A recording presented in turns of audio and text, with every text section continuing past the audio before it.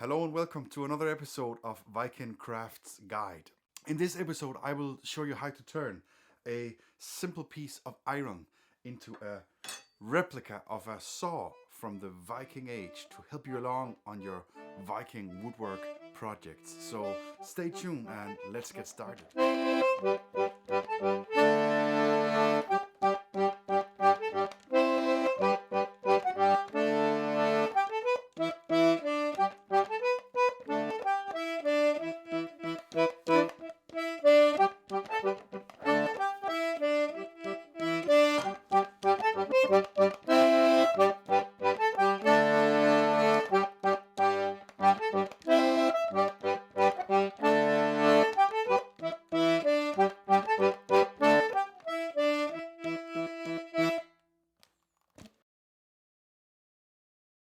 So for the small Viking house I am working on, I ended up needing a saw.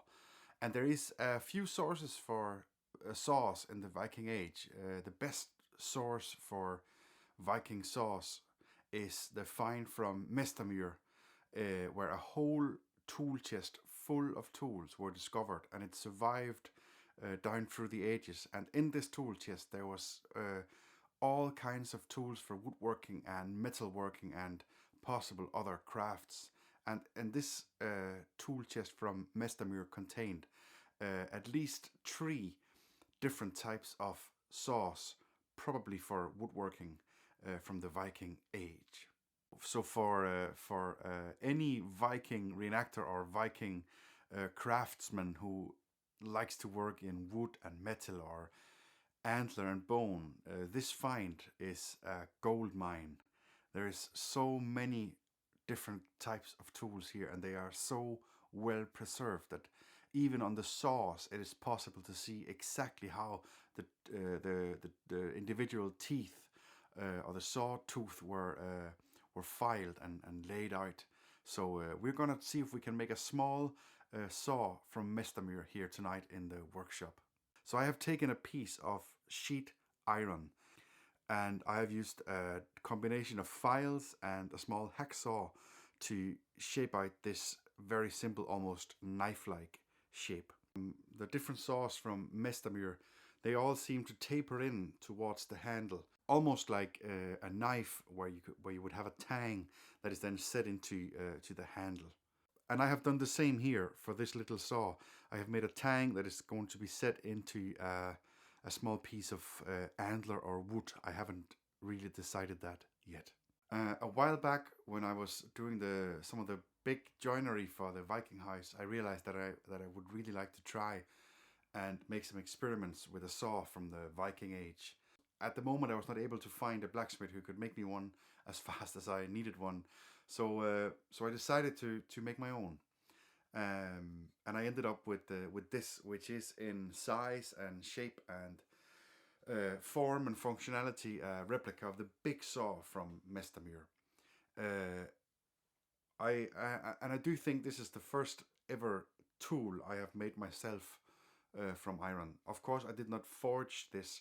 I shaped it out from, again, sheet iron, where the Viking blacksmith would have hammered this out from an ingot of iron.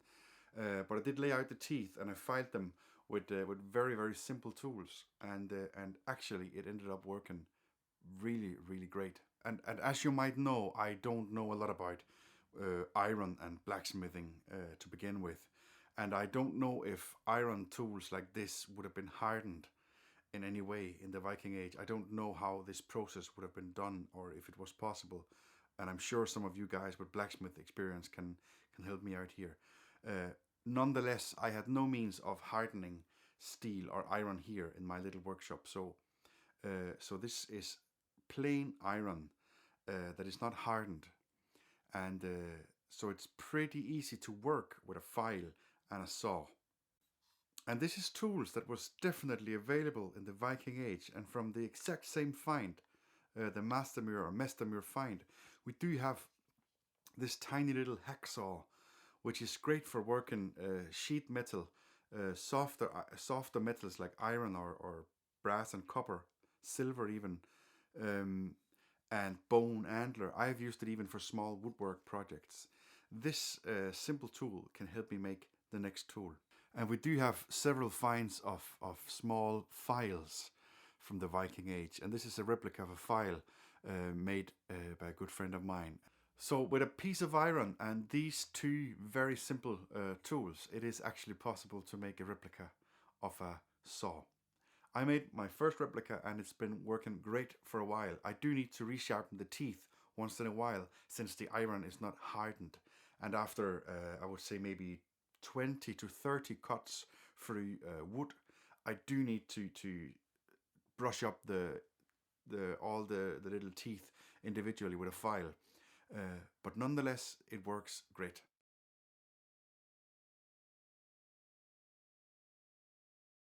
So the first thing we need to do now is to find out where I want the teeth and the distance between the teeth.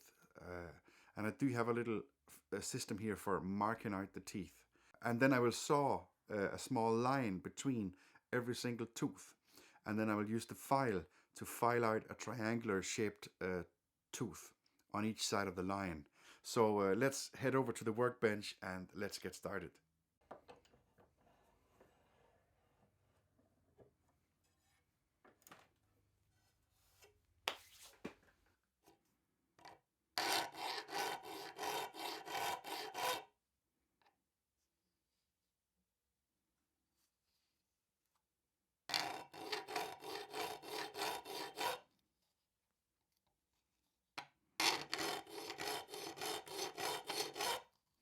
I file a small mark, I rotate carefully the file, and that gives me the space until the next mark. And then I move along the whole length of the saw that we're making here.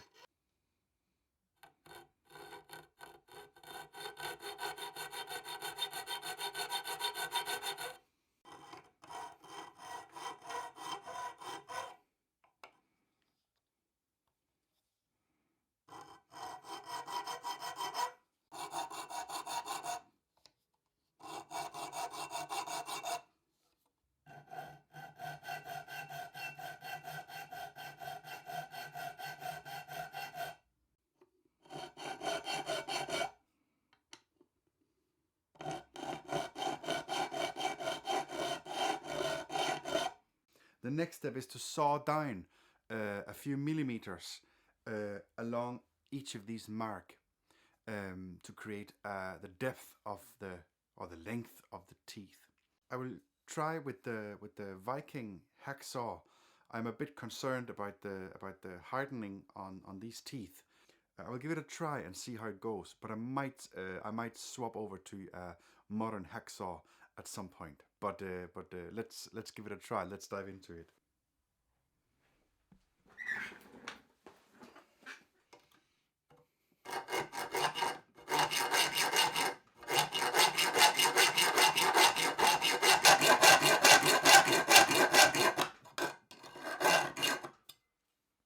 Okay, so far the small Viking hacksaw, this hand-forged replica of the small hacksaw, is working out quite good.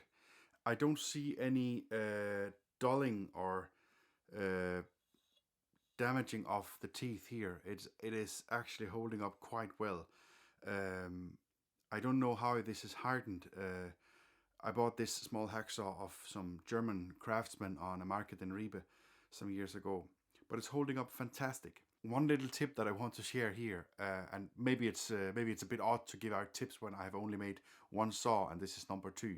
But one thing I learned that helped me along from the first saw was consistency, both to space out the teeth equally, and when I was sawing these lines, I count how many strikes with the saw is needed for the depth I want.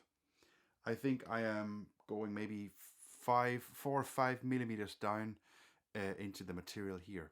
And if I get good strokes with this saw, it is 25 strikes or 25 strikes with the saw. So I move along now and I will keep counting 25, and then I know that the depth of these lines will be the same.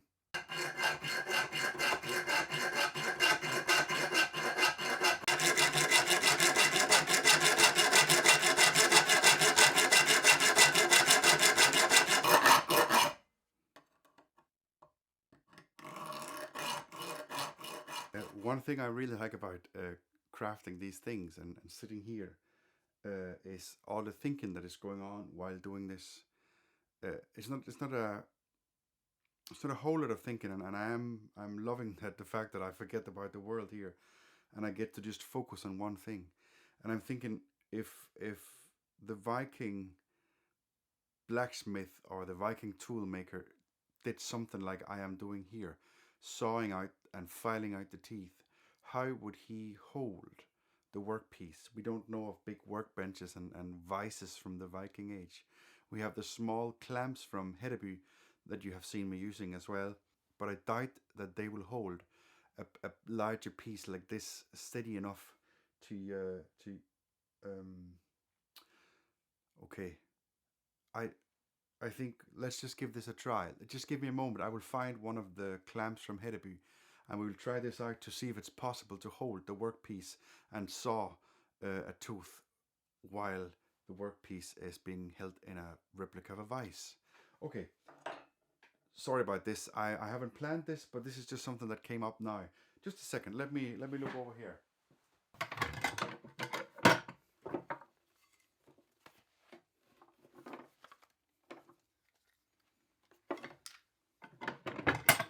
I managed to find them in the bottom of my tool chest over here.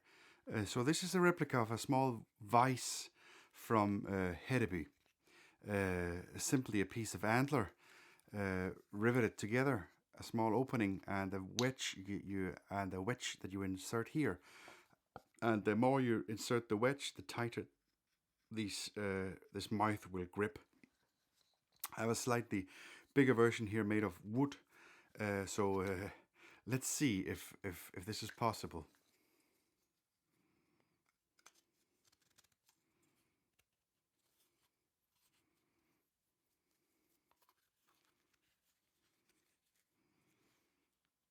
Okay, this seems to work. The grip is quite good here. I can angle it a bit, but I think it stays in place. I am missing a few strokes here on one of the last teeth here.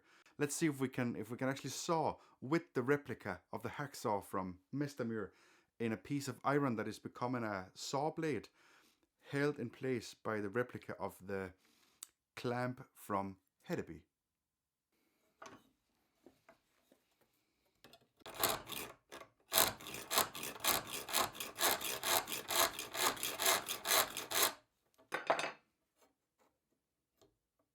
Okay, this was a bit difficult, but it is definitely possible.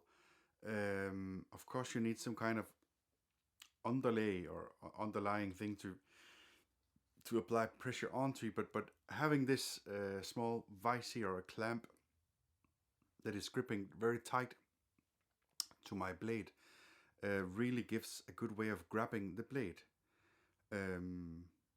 So again, I don't know if the Viking saws back in the time were sawed out like this and then later filed, as you will see, or if they were forged or hammered out or chiseled out, or the grooves were made while the iron was hot in a blacksmithing process. But this is definitely possible. It's possible to saw. It is possible to saw iron with a hacksaw, and it's possible to actually hold it relatively tight and in a possible way with a replica of a small clamp. I'm sorry if this was a waste of your time, but this just came to my mind, and it was I need to try these things out. So you're with me here in the engine room. So the next step is to now file out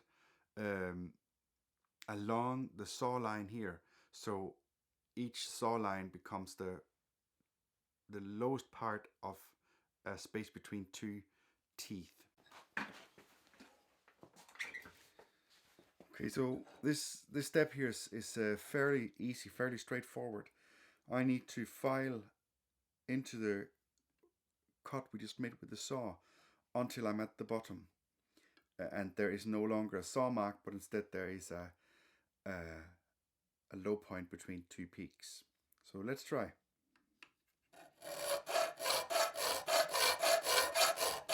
Okay, so this was roughly 40 strokes with the file. And if I was precise with all the cuts with the saw, each of these lines would be 40 strokes. It might vary a little bit, but anyway, I just have to go down to the bottom of the saw mark. So let's get going.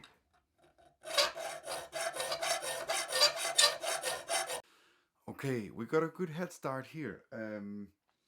I will have to continue filing here for a little bit, but it is also getting late here. It's I think I'm going to file here for a few more minutes, and then I will close the project down for today. I have to go to sleep, and I'll wake up fresh tomorrow. So tomorrow evening I will be back here, and I hope you will too. And we'll continue on making the saw.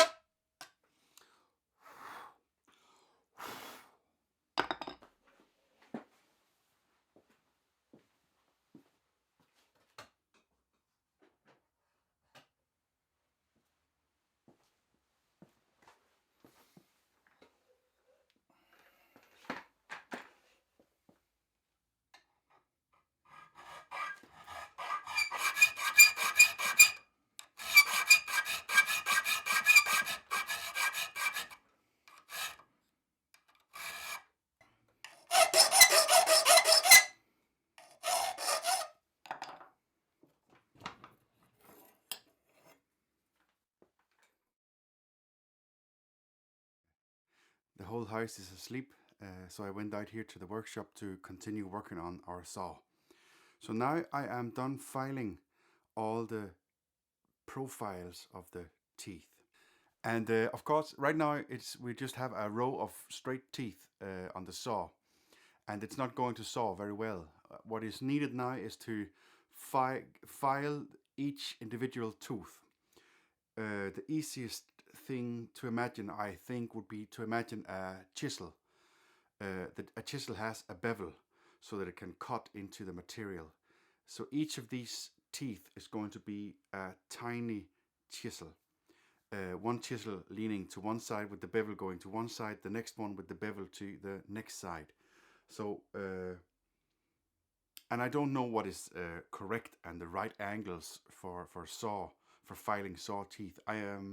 For the bigger saw I made, I went more or less just with a 45-degree angle. So for a 45-degree angle to the tooth.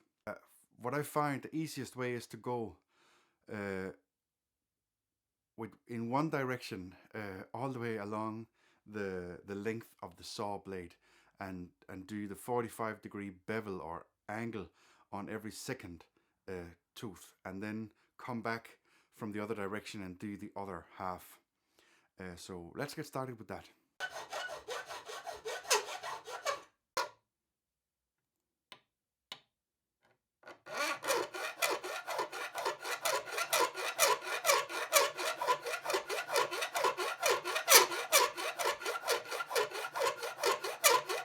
When the triangular file makes its way all the way down to the bottom of the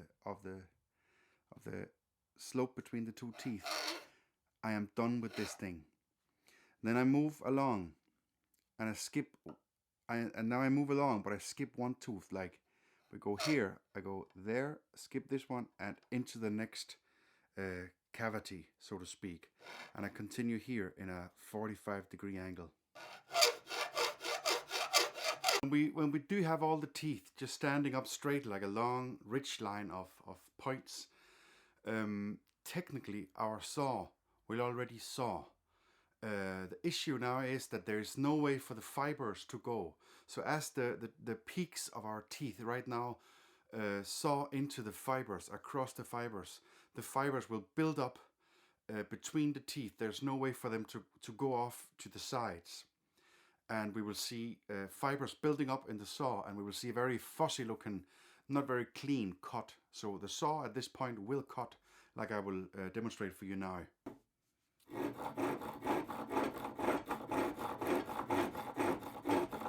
What we are doing now, by filing out a bevel to one direction on every second tooth, we're given the saw a better chance of moving through the fibers and to be able to shed the fibers and the sawdust out to one side. But enough talking. I need to get back to filing here.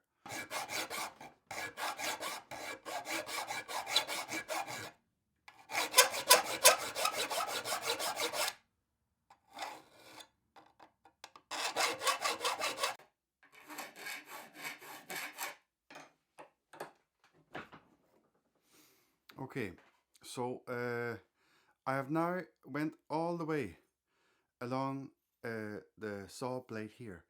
Before turning the saw around and filing from the other direction, all the teeth that I skipped, I will demonstrate to you what happens now if we saw with the saw. Right now there is space for the saw to get rid of the fibers, but only to one side. So sawing with the saw right now would give us a cut that is leaning away towards one side as we go, and it would be very hard to control the direction of the blade, as that right now it is unbalanced.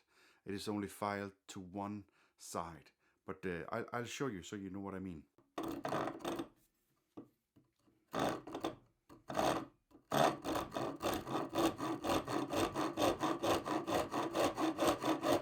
Yeah, as you see, it's quite difficult right now to get the saw started. It was actually easier before when all the teeth were just straight.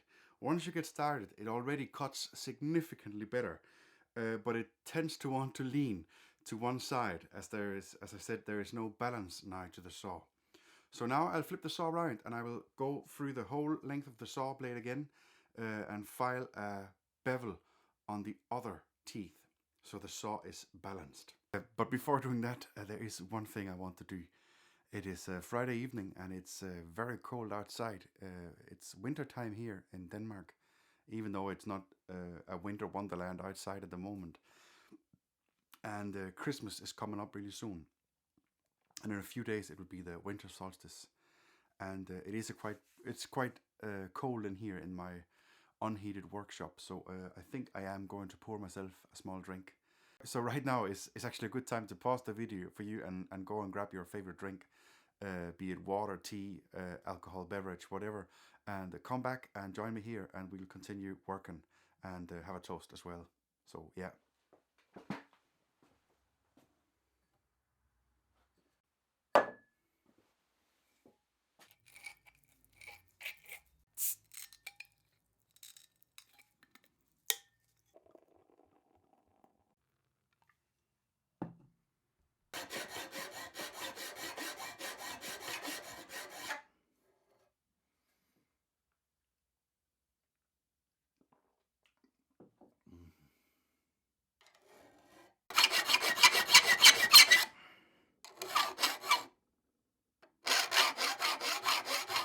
Okay, so after roughly 10 minutes of filing, I am done going through in the opposite direction. So what has happened now is that all the teeth has got two bevels. I'm going to try and see if I can show you this close up, but now it looks like the teeth are lying out to each side, even though they are still perfectly straight. But the bevel on the alternating bevel along makes it look like the tiny peaks. And if you were to look all the way through the blade from this direction, it would look like there was a small canyon going through all the way along. Let me see if I can show you this. The points and the bevels in alternating direction is really aggressive, and if I put my finger here, I'm going to rip my finger if I force it to move. It is really biting. So we're going to give it another test, and right now we should see that it's a lot easier to start the cut, and it will saw faster and more straight than before. Let's have a look.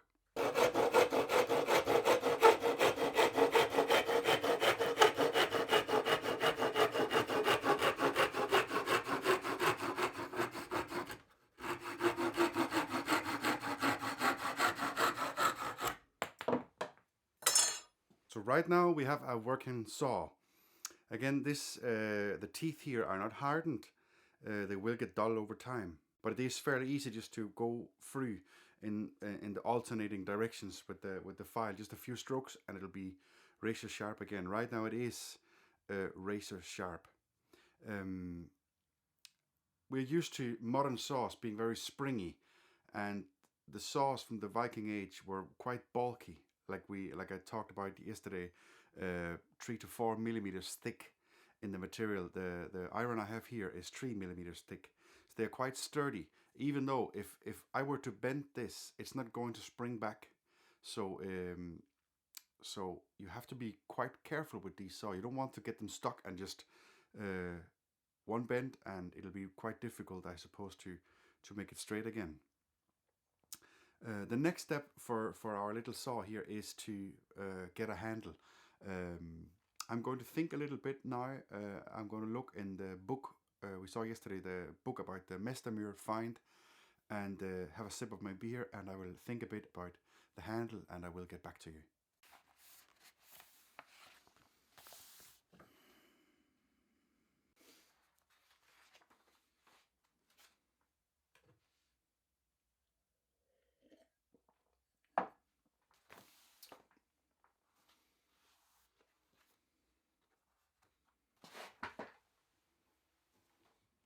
Okay, after a few good sips of my beer and little thinking, I um, I ended up with the idea that I wanted to use a piece of antler for the handle, and I did actually have a piece of antler right over here hanging on the wall, and it ended up actually fitting without having to shape it at all. So what I did is I simply heated up the tang of the saw blade. Uh, the Vikings, of course, are in a blacksmith setting. You would have put the tang into the forge and heated it up a bit. I used a modern gas burner over here in the corner, and I heated up the tang, and I just burned it onto the piece of antler. Antler has this soft tissue in the middle that burns away easy. It doesn't smell very good at all, but it burns its way in, and it's set completely solid here. So so small antler handle for the saw. And again here for the second night in my workshop, I'm really happy that you guys are watching along. I hope you're having a good time here in December, whether it's winter or what it is where you are. Anyway, here it's Christmas is coming up, and we do celebrate that, and I am looking forward, and so is my daughters. But if you're still here with me, don't forget to have a sip of your favorite drink, and we will get on with the last part of this saw project. So cheers. Mm. So the main problem now with making this replica of a Viking saw, or interpretation of a replica of a Viking saw, the way we have done now is that it does not really look like a Viking tool at all. This grey metal finish, completely smooth and almost shiny, and I suppose, like I talked about yesterday, if this would have been forged out from a piece of iron into a flat bar and then shaped, and then we had worked from there, we would have this tooled or hammered, nice finish to the surface, and as well a darker color, like forged metal. Uh, what I did for the other saw, the way I got around this was, I know from some of my friends who are hunting with rifle that there is a compound, a little product you buy. It's a bluing agent. I think it's called cold bluing or cold browning. So it's basically a liquid. I have no idea what the if it's acids or what I don't know the technical part of it. I'm not good with chemistry. I do know though that you have to not breathe too much of it. Um, it's a liquid that you brush onto the clean surface of steel or iron, and in the perfect case that I'm talking about here, onto the barrel of a gun, both to darken it so it looks nice, but it also helps to protect the surface so it doesn't rust. So it becomes almost like if you had heated up iron till it was red, and then quenched it in oil, or rubbed it with beeswax, so you have this burnished, black burned surface that most of the tools have here. It's a way of rust proofing the iron. So this is the cheating way of doing it, to make it look like it's black and hand forged. Of course, it doesn't make it look hand forged, but it make it look black, so it fits in a bit with the kit. And if you're in a reenactment setting, this will be, I suppose, the next best thing to having a completely hand forged saw, which would be the next thing I dream to make at some point. So what I'm talking about is this thing here, from Ballystole, I don't know. You're supposed to clean the surface with alcohol and then rub this on in a thin layer, leave it to work for about 3 minutes, and then wipe it off. And then we should see the saw here turning black.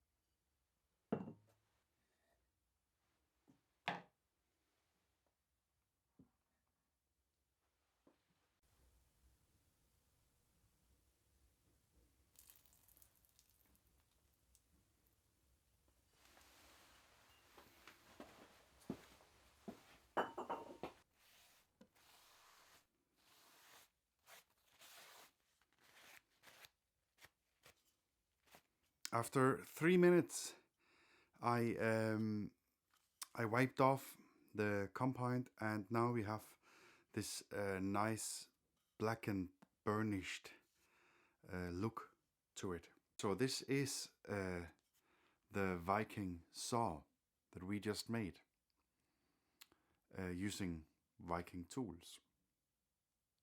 And if you're watching my videos, you might know that I am very careful with my sharp edges. I try to protect them. I spend a lot of time now filing out these teeth, and I don't want them to just bumble around in a bag full of other tools. So I will make some kind of small edge protector. I have this kind of little sheath for the other saw as well, and I like this. I also have for all my chisels and drills and axes edge protectors, or sheath if you'd like. But I won't be doing that now. I have to figure out if I want to make a wooden sheath, or maybe even a piece of bone could be nice to fit with the antler handle. Or it's also possible to make a leather sheath for this. Maybe let me know what you think would be the best, and I will do that. It would be fun to hear your opinion. So if you're a reenactor, if you like woodworking and you would like to try and make a tool, I suppose that making a saw like this is a fun little project. I think overall working time here maybe 3 hours, and what you need is a piece of sheet iron, not very large.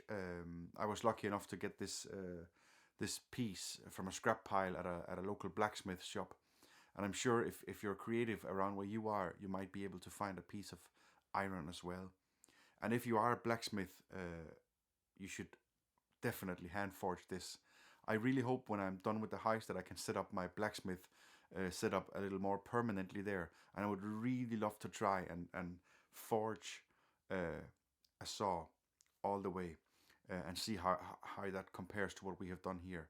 So what we have done here is I would say a cheat replica of a tool. We have made a saw that looks like a Viking saw. We have made it with hand tools, with Viking tools. We even proved that the clamp from Hedeby or Heidebo is fantastic for holding the workpiece.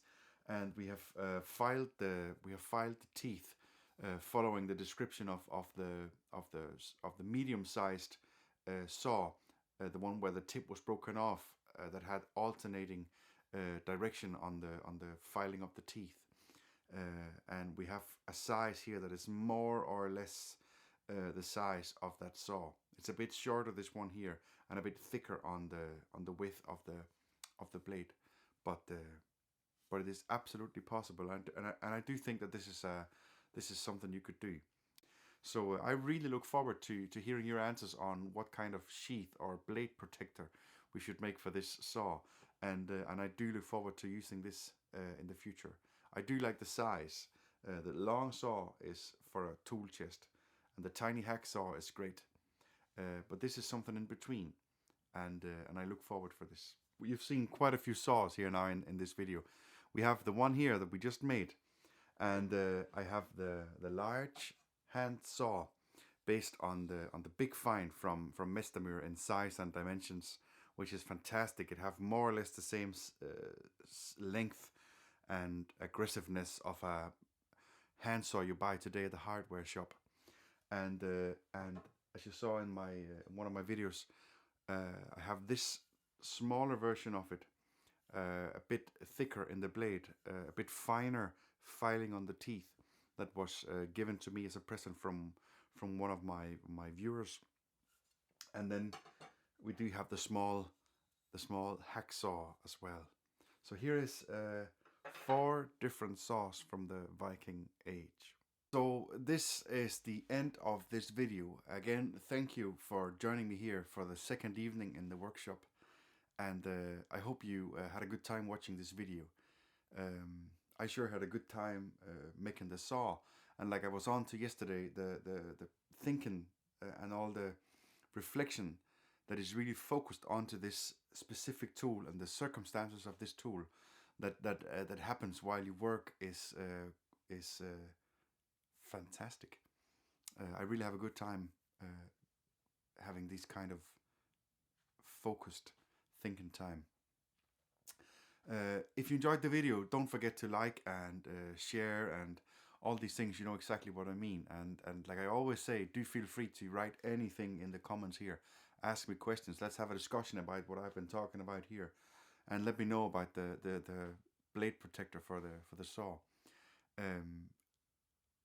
It's winter time. It's almost Christmas, and if I don't see you before Christmas, I just want to wish you a Merry Christmas, everyone. And if you don't celebrate Christmas, I wish you a happy holiday or winter time. See you soon.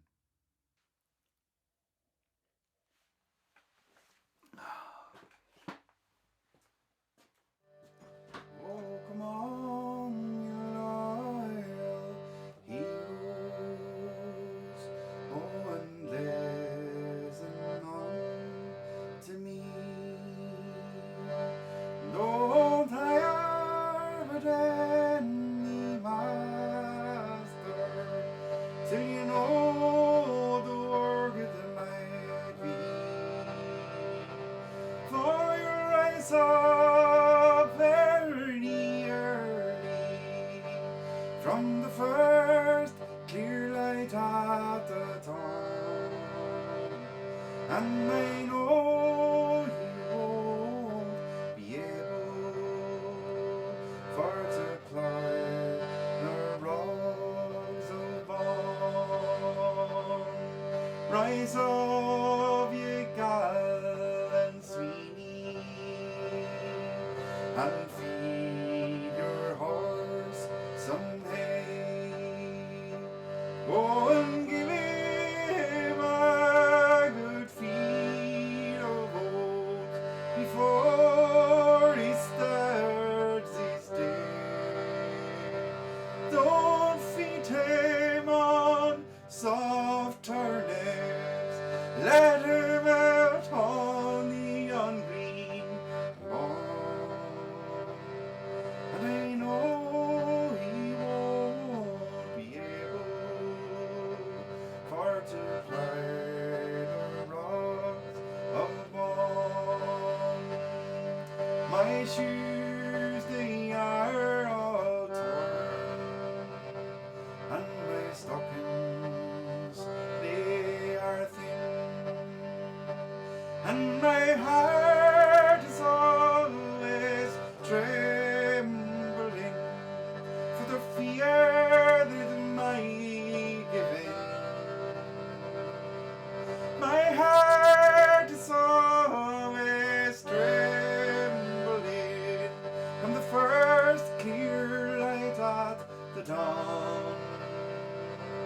I'm afraid I won't.